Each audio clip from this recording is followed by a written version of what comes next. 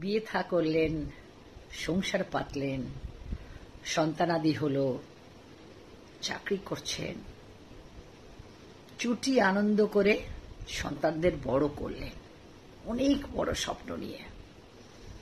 তারপর আপনার এমন একটা বয়স এলো যখন আপনি চিন্তা করতে বাধ্য হলেন, এত করলাম, পেলাম কি? কেউ বুঝল না কতটা ত্যাগ করেছি, কতটা সংঘর্ষ করেছি, কতটা দিয়েছি। প্রত্যেকের জীবনে এই বয়সটা আসে, এই অনুভূতিটা আসে। কেন আসে চলুন একটু কথা বলে নিই। Welcome to MT blog. আশা করি আপনারা সকলেই ভীষণ ভীষণ ভালো আছেন। হ্যাঁ, আমিও ভালো আছি। অনেক ব্যস্ততা থেকে একটু স্বস্তির নিঃশ্বাস পেয়েছি, আর তাই চলে এলাম আপনাদের কাছে সম্পর্কের জাল বুনতে, চিন্তা ভাবনাগুলো একটু ঝালাই করে নিতে। মানুষের জীবনের প্রত্যেকটা বয়সের একটা টেনিওর আছে, সেই টেনিওরগুলোতে তারা তেমনি তেমনি করে বাঁচে, এবং তাদের মধ্যে খুব আই শুড সে 10% রয়েছে যাদের ভিশন এতটা বেশি যে তারা অনেক দূরটা দেখতে পায়। বাকি 90% কিন্তু মনে করে এই তো চলছি, এটাই জীবন, আর সেই ধারা প্রবাহে বয়ে যায়। নিজেকে তৈরি করতে ভুলে যায়। কিসের জন্য তৈরি করা? একটা সময় আসে তার জন্য তৈরি করতে হয়, প্রত্যেককে তৈরি করতে হয়, কিন্তু কাউকে বঞ্চিত না করে, সমস্ত দায়িত্বগুলো করে। আমি বিবাহিত সম্পর্কের কথা বলছি। বিয়ে হলো, সন্তান হলো, তাকে কোথায় ভালো স্কুলে পড়াবেন, ভালো ভালো জামা প্যান্ট পরাবেন, ভালো কোনো ক্লাবে, খেলার ক্লাবে জয়েন করাবেন, আরও কিছু এক্সট্রা ক্যারিকুলার অ্যাক্টিভিটিস তাকে শেখাবেন, তার জন্য আঁকার ক্লাস, গানের ক্লাস, আজকাল হয়েছে জুডো, ক্যারাটে, আরেকটা যেন কি বলে মনে পড়ছে না এই মুহূর্তে। তো সেই সব ক্লাস, ক্রিকেট খেলা, ফুটবল খেলা, যদি চেস খেলা, যে কোনো খেলাতে তারা যদি ইন্টারেস্ট থাকে, সেই সবগুলোতে তাদেরকে সুযোগ করে দেওয়া, এবং তার জন্য একটা ভালো মতো পরিমাণ পয়সা খরচ করা।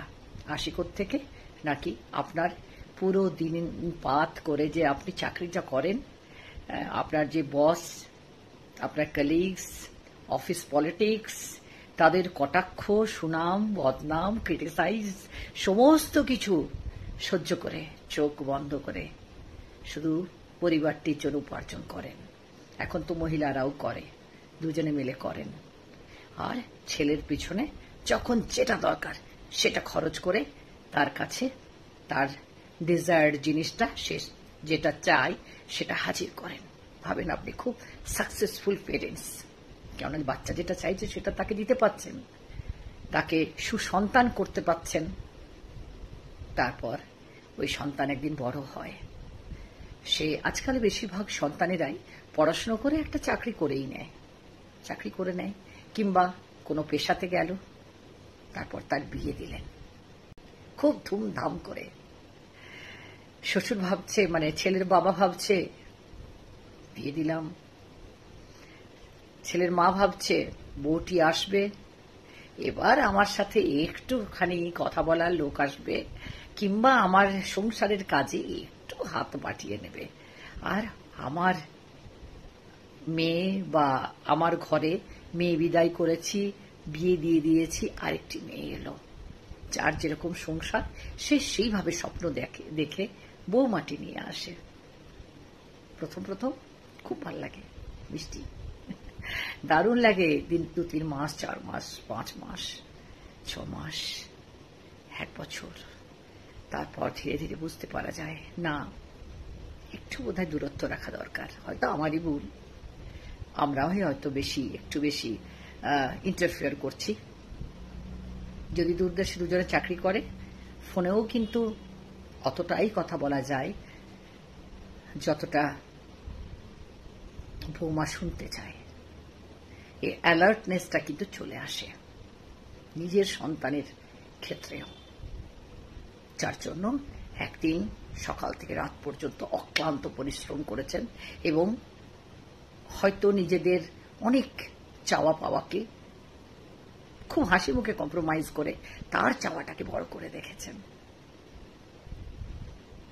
আরো বয়স বাড়ে, আরো বয়স বাড়ে,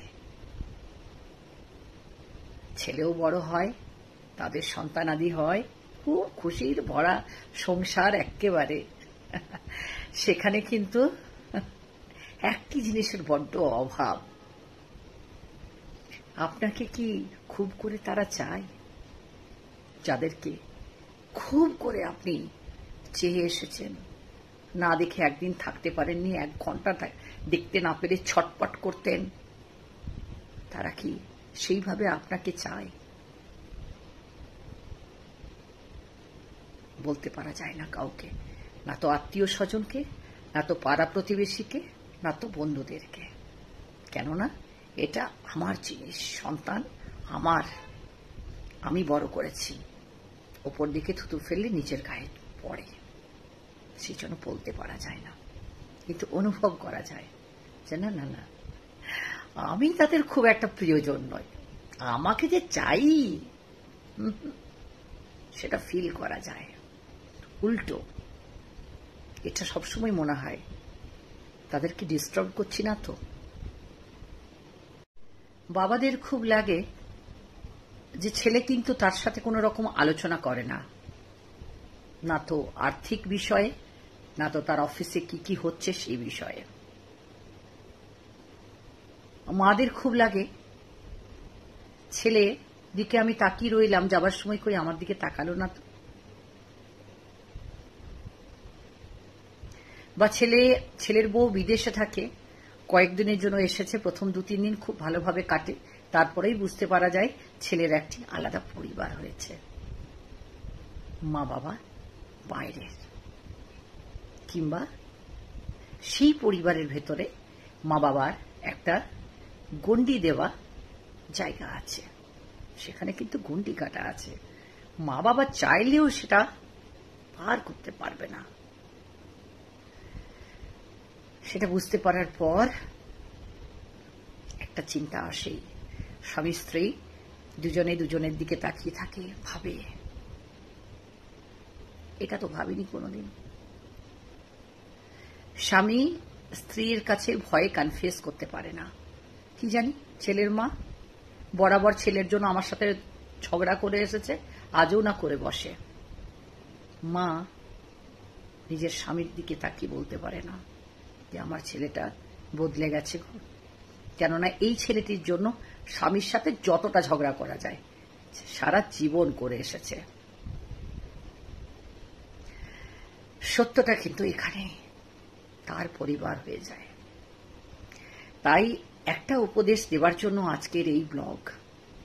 বাবা মা যারা বাচ্চাদেরকে বড় করছেন, খরচা করুন, কিন্তু নিজেদের বয়সকালের জন্য একটা পুঁজি তৈরি করুন। আর্থিক স্বাধীনতাটা ভীষণ ভীষণ দরকার।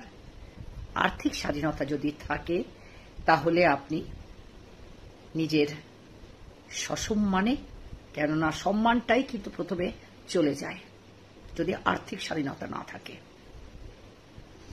সসম্মানে নিজের বাড়িতে, নিজের তৈরি করা বাড়ি সে একটা রুমেরও হোক, তবু কিন্তু স্বামী স্ত্রীর যেন হয়, ছেলের বাড়িতে নয়। সে ভুলটি করলে কপালে অনেক দুর্ভোগ। একটা রুমেরই ছাদ হোক, তবু স্বামী স্ত্রীতে ওই ছাদের তলায় থাকার ব্যবস্থাটুকু করে নেবেন। পয়সা রাখবেন, প্রয়োজনে হেল্প করবে এরকম একজন মানুষ রাখার সামর্থ্য করে নেবেন। বৃদ্ধ বয়সে হঠাৎ করে হসপিটালে নিয়ে যেতে হলো, আজকে শাকসবজিটা কিনে এনে দিল, ওষুধটা কিনে এনে দিল। স্বনির্ভর, সসম্মানে স্বনির্ভর, এটা তো হলো মেটেরিয়ালিস্টিক। আরেকটা হচ্ছে ইমোশনাল। আমি অনেক মা বাবাকে দেখেছি, যদি ফোন না করে খুব মিস করে, খুব স্বাভাবিক, এটা খুব স্বাভাবিক। যদি একটু উঁচু গলায় কথা বলে দিল একটু থমকে যায়, রাত্রে একটা চিন্তা কাজ করে কপালের ভাঁজে, মায়ের চোখ একটু চিকচিক করে ওঠে, হয়তোবা লুকিয়ে আঁচল দিয়ে চোখ পোছে, কাউকে জানতে দেয় না, স্বামীকেও না। এই ইমোশনাল, এই যে ইন্ডিপেন্ডেন্সি, এটা থাকা খুব দরকার। এটার জন্যই আজ এমটি ব্লগ। আর্থিকটা তো সবাই বোঝে, বুঝেও নিতে পারে, কিন্তু আবেগটাকে, স্নেহটাকে, সেটাকেও কিন্তু নিজের আত্মসম্মানের বেড়া জালে বেঁধে রাখতে হবে।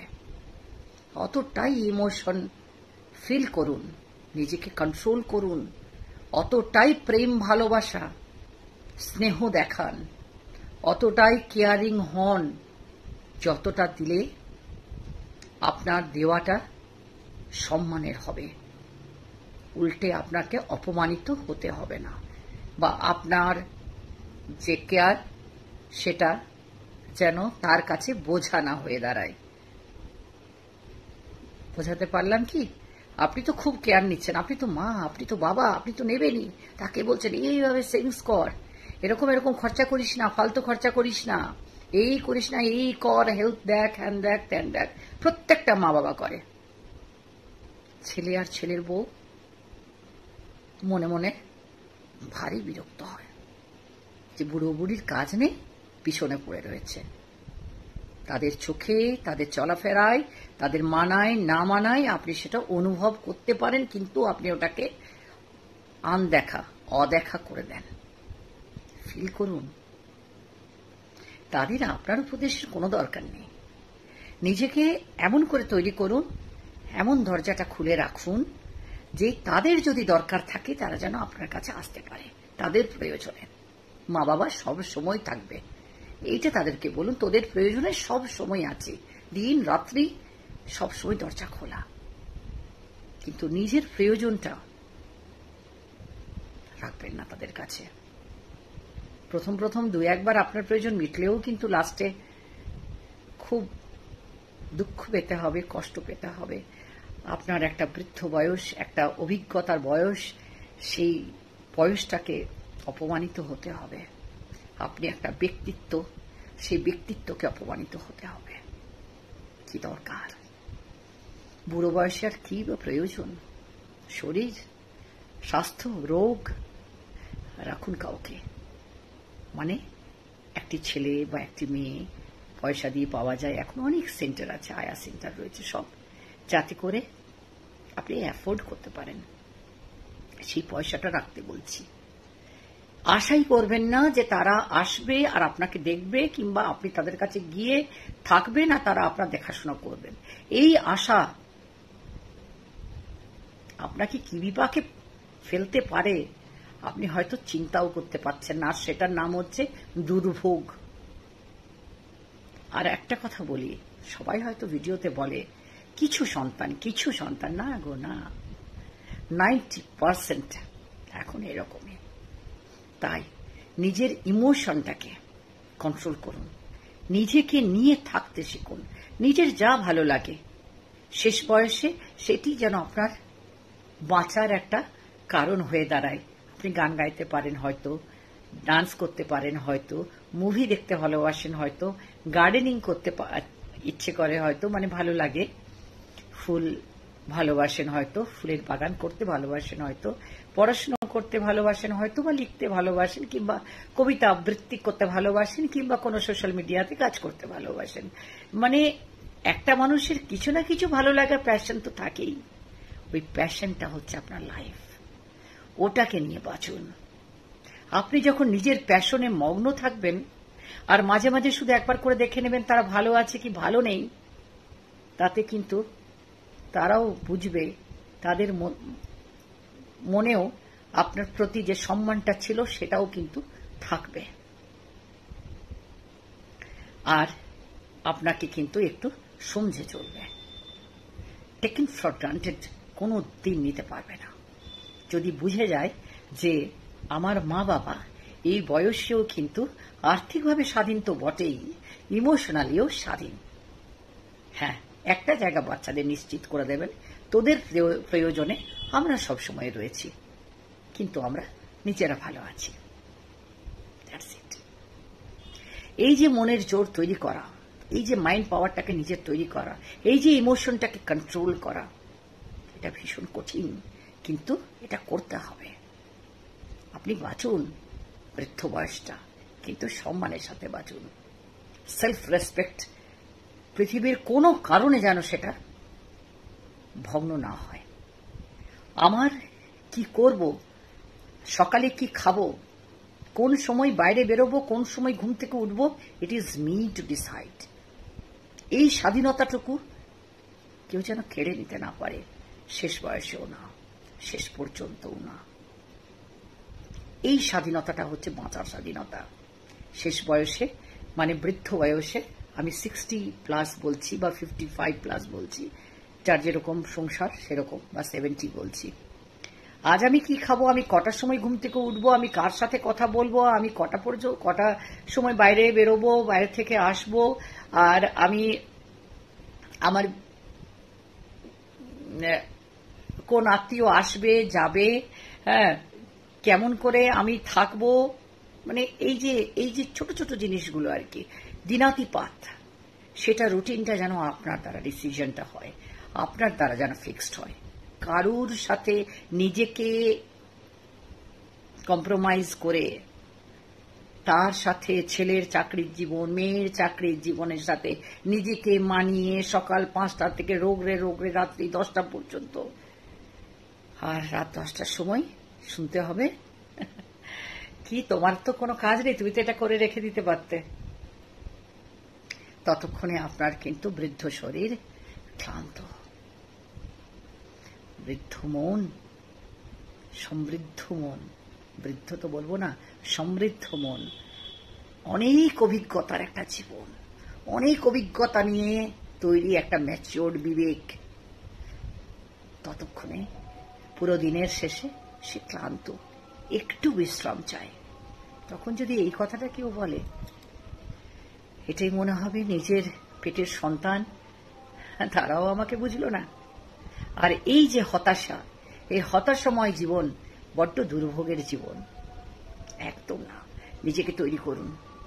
যারা এখনো 15, 16, 17, 18 বছরের ছেলে মেয়ে যাদের রয়েছে, সে, আমি তো ছেলের এক্সাম্পল দিলাম, এরপরে মেয়ের এক্সাম্পল দেব।